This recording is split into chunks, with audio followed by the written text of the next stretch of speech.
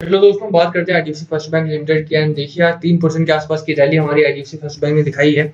Overall हमने पोल किया था यूट्यूब पर, तो आईडीएफसी फर्स्ट बैंक और एचडीएफसी बैंक के बीच में, तो वहां पर बहुत सारे कमेंट्स आए, हमारे पास बहुत सारे वोट्स आए कि IDFC first bank is better than HDFC bank for long term. अगर लॉन्ग टर्म के लिए कोई स्टॉक इस समय पर बाय करना है तो IDFC first bank is better than HDFC. तो वो पोल आप देख सकते हैं कम्युनिटी टैब में जाकर। अगर चैनल पर नए हैं तो चैनल को सब्सक्राइब कर देना। एंड बात करेंगे आज इस वीडियो में कि आईडीएफसी फर्स्ट बैंक की जो एक दिन का रैली रह गया, यानी कल की बात करें अगर, शुक्रवार को किस तरह से मैं परफॉर्म करने वाला है। और ओवरऑल अगर किसी ने एंट्री पॉइंट ढूंढ रहा है कोई कि क्या इस समय पर आईडीएफसी फर्स्ट बैंक में निवेश कर सकते हैं या नहीं, तो क्या ये एक एंट्री पॉइंट हो सकता है या नहीं। और एक नया टारगेट आया है हमारे सामने कि जो बड़ा ब्रेकआउट मिला है हमें स्टॉक में, उसकी भी बात करेंगे हम। बट सबसे पहले बात करते हैं कि इसका जो वॉल्यूम आ रहा है वो बहुत गजब का आ रहा है। और कल एक इंपॉर्टेंट इवेंट है, वहां पर आपको देखना है थोड़ा सा। कल थोड़ा सतर्क रह के ट्रेडिंग करनी है आपने। कल ज्यादा बाइंग या सेलिंग ना करना जब तक कि वो पॉलिसी ना आ जाए। मॉनेटरी पॉलिसी आएगी हमारी कल आरबीआई की, वहां वो फैसला आएगा बड़ा आरबीआई की तरफ से, और वो बैंकिंग सिस्टम के लिए बहुत बेहतरीन एक बहुत बड़ा एक घटना होता है, इवेंट होती है। तो वहां पर आपको नजर रखनी होगी कि वहां पर सीआरआर और एसएलआर में क्या चेंजेस किए जा रहे हैं। उसके ऊपर डिपेंड करेगा कि हमारा जो बैंकिंग स्टॉक है या बैंकिंग सेक्टर है वो किस तरह से आने वाले दिनों में परफॉर्म करेगा। तो एक तो वो चीज पे आपको ध्यान में रखनी है। और कल के कुछ लेवल्स में मैं बता दूं आपको कि आगे आने वाले समय में कौन कौन से लेवल और कौन कौन से टारगेट हो सकते हैं आपके आईडीएफसी फर्स्ट बैंक को लेकर। तो अब देखिए कि एक दिन का अगर हम चार्ट देखें, आज की बात करें तो आज बड़ी स्टेबलाइज जर्नी आई है। पिछले दिनों दबाव में रहा था हमारा स्टॉक, 44 रुपए 43 रुपए तक का एक लो बनाया है इसने। और अब देखिए आप यहाँ पर एक स्टेबलाइजेशन आता हुआ दिखाई दे रहा है, एक बाइंग अपॉर्चुनिटी मिलती हुई दिखाई दे रही है। यहाँ पे जो बाइंग हो रही है वो बहुत तगड़ी आ रही है आईडीएफसी फर्स्ट बैंक में। ओवरऑल स्टॉक बहुत अच्छा है हमारा आईडीएफसी फर्स्ट बैंक का। और यहाँ पर कोई दो राय नहीं है कि आईडीएफसी फर्स्ट बैंक के ठीक ठाक रिजल्ट्स भी आ रहे हैं। और इस समय पर जो बाइंग हो रही है वो 2-2.5% की आज आज भी रैली है। आप देखिए 3% के आसपास की रैली है, तो वो बहुत बेहतरीन। आप चार्ट देखिए, स्टेबलाइज चार्ट है हमारा यहाँ पर, कोई बहुत ज्यादा अप्स एंड डाउन्स नहीं है। एक ठीक ठाक रैली हुई है हमारी। और डिलीवरी परसेंटेज की बात करें तो डिलीवरी में ग्रोथ दिखाई देती है, जो कि बहुत अच्छी बात होती है। पिछले दिनों जब डिलीवरी में गिरावट का माहौल बन रहा था तब भी मैंने आपको वार्न किया था। आप देखिए 1 फरवरी को 23% की डिलीवरी हुई है, 2 फरवरी की बात करें 22% की, फिर 24% की, 4 फरवरी की बात करें यानी आज की, तो 25% की डिलीवरी हुई है। और एनएससी की वेबसाइट पर भी हम देख सकते हैं ये चीज। अब देखिए लगभग ओवर 25% के आसपास की डिलीवरी हमारी हो रही है। तो ओवर 25% मैं ये नहीं कहूंगी बहुत ज्यादा डिलीवरी है, बट इससे ठीक ठाक है। और जो सुधार हो रहा है आप 1 फरवरी से देखिए 21% 22% से 25%, ओवर 25% के आसपास की डिलीवरी इस समय पर है इस स्टॉक में। तो ओवरऑल अगर हम बात करें तो बैंकिंग सेक्टर का स्टॉक और आईडीएफसी फर्स्ट बैंक बड़ा अंडररेटेड स्टॉक कह सकते हैं इस समय पर, क्योंकि जो इसका लोन बुक है और जो इसका एक कस्टमर बेस है उसको देखकर लगता है कि ये स्टॉक ओवर 100 रुपीज का जो स्टॉक प्राइस है वो डिजर्व करता है। तो आने वाले दिनों में मुझे लगता है कि IDFC first bank over 100 rupees trade करता हुआ दिखाई दे सकता है। अगर इसी तरह का इंप्रूवमेंट और इसी तरह की रिकवरी से स्टॉक में बैंक में होती रहती है तो हमें वो दिन दूर नहीं होगा जब ये 100 रुपए के ऊपर ट्रेड करता हुआ दिखाई देगा। ठीक है, सेंसेक्स की बात करें तो सेंसेक्स भी देखिए सपोर्ट कर रहा है, बाजार सपोर्ट कर रहा है हमारे बैंकिंग सेक्टर की रैली को। 1% के आसपास हमारा सेंसेक्स अब दिखाई दिया है आज भी। अब देखिए कि जो रैली बैंक निफ्टी में आ रही है, जो रैली सेंसेक्स में आ रही है, वही रैली हमारे बैंकिंग सेक्टर में भी दिखाई दे रही है। छोटे पीएसयू बैंक की बात करें अगर हम, करूर वैश्य बैंक को देखिए आप, ओवर 10% के आसपास की रैली आज उसमें देखने को मिली है। फेडरल बैंक की बात करें तो वहां भी अच्छी खासी रैली देखने को मिली है। ओवरऑल बैंकिंग सेक्टर चमक रहा है इस समय पर, ठीक है, except HDFC bank. HDFC bank को देखिए आज उसमें गिरावट का माहौल बना था। तो कोई ऐसा जरूरी नहीं है कि कोई बड़ा स्टॉक है, बड़ा बैंक है तो वहां पे आपको बैंकिंग सेक्टर में रैली ही देखने को मिलेगी। और एचडीएफसी बैंक में आज देखिए गिरावट का माहौल बना था। और उसके वो विपरीत देखें अगर हम आईडीएफसी फर्स्ट बैंक को, तो यहाँ पर बड़ा अच्छा माहौल भी देखने को मिला। 3% के आसपास की रैली हमारी आईडीएफसी फर्स्ट बैंक में है।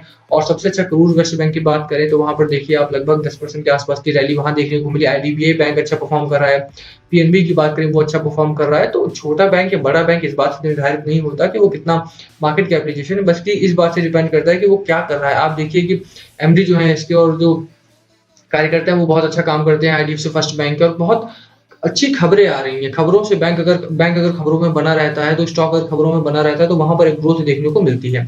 हम बात करते हैं चार्ट पर, लेके चलता हूं मैं आपको ताकि आपको बेहतर समझ में आ सके कल के क्या लेवल्स आपको वॉच करने हैं। मोस्ट इंपॉर्टेंट कि आरबीआई की पॉलिसी आप पहले देखना, उसके बाद ही अपने ट्रेड्स को डिसाइड करना। तो चलिए चार्ट पर चलते हैं। तो अब देखिए हम चार्ट पर आ गए हैं और आप देखिए कि चार्ट हमारा ठीक ठाक दिखाई देता है। मैं अच्छा अभी भी नहीं बोलूंगा, इससे अच्छा इसलिए नहीं बोलूंगा क्योंकि जो टेक्निकल्स हैं हमारे वो अभी दबाव में दिखाई दे रहे हैं, चाहे वो मैकडी की बात हो चाहे वो आरएसआई की हो। अभी हम मैकडी की बात करें अगर, तो आप देखिए कि ये अभी भी बेयरिश जोन में ही है। हमारी जो लास्ट ब्लैक वाली लाइन है वो नीचे है रेड वाली लाइन के, और जो हिस्टोग्राम्स है हमारे वो भी नीचे ही बन रहे हैं, जिसका एक मतलब होता है कि ये बेयरिश जोन में। बेयरिश जोन में जब स्टॉक रहता है हमारा तो थोड़ा सा दबाव में जरूर रहता है स्टॉक, और आने वाले समय में भी वो दबाव आपको इस स्टॉक में देखने को मिलेगा। तो एक लेवल तो हमारा 46 रुपए 55 पैसे का है, जो मुझे लगता है कि आने वाले समय में ये एक स्ट्रॉन्ग सपोर्ट जोन के तौर पे काम करेगा। अब देखिए कि पिछले दिनों जब स्टॉक मार्केट में रैली हुई तो उस रैली में खासा पार्टिसिपेट नहीं किया इस स्टॉक ने। अगर उस समय पर ये बुलिश जोन में होता तो मुझे उम्मीद थी कि 60 रुपए 70 रुपए तक ये स्टॉक हमारा जाएगा, बट उस टाइम पे ये स्टॉक जो था हमारा वो बेयरिश जोन में था यहाँ पर, और उसी वजह से स्टॉक मार्केट में की रैली जो हुई वहां पर पार्टिसिपेट नहीं कर पाया, और ये स्टॉक ज्यादा नहीं बढ़ा बल्कि गिरा है उल्टा। अब देखिए कि अब कुछ दिनों से 3-4 दिनों से अगर हम बात करें आफ्टर बजट, तो थोड़ा-सा अपसाइड में दिखाई देता है, बट ये उतना अपसाइड नहीं है जितना कि अगर हम बाकी बैंकिंग स्टॉक को देखें तो वो है। उतना पॉजिटिवली नहीं दिखाई देता है। अगर हम अपर साइड की बात करें तो अपर साइड में हमारा एक लेवल 50 रुपए 20 पैसे का बनता है, और मुझे लगता है कि अगर कल ये लेवल ब्रेक होता है तो हमारा स्टॉक आने वाले समय में ये ऊपर-ऊपर ही ट्रेड करेगा। कल आरबीआई की पॉलिसी किस तरह की आती है उसके ऊपर डिपेंड करता है कि जो हमारा स्टॉक मार्केट है और ओवरऑल बैंक निफ्टी या बैंकिंग सेक्टर की बात करें तो वो किस तरह से मूव आगे आने वाले दिनों में दिखाएँगे। हालाँकि जो ओवरऑल बजट में पॉलिसीज़ आई हैं वो बहुत बेहतरीन आई हैं और बजट बैंकिंग सेक्टर को सपोर्ट करती हुई आई हैं। बट फिर भी आरबीआई की पॉलिसी एक मेन हो जाती है, वो इवेंट भी देखने वाला होता है कि वहाँ से हमारा क्या एक पैमाना एक फैक्टर सेट हो रहा है, एक आगे आने वाले जो पाथ है वो किस तरह से सेट कर रही है आरबीआई के। बैंकिंग सेक्टर को छूट मिलेगी वहाँ पे सीआरआर, एसएलआर में क्या बढ़ोतरी और बढ़ाया जाता है या घटाया जाता है, वहाँ पर भी हमें एक वो इवेंट भी नज़र रखना होगा। तो आप कोई भी ट्रेड करें तो उसके बाद ही करें।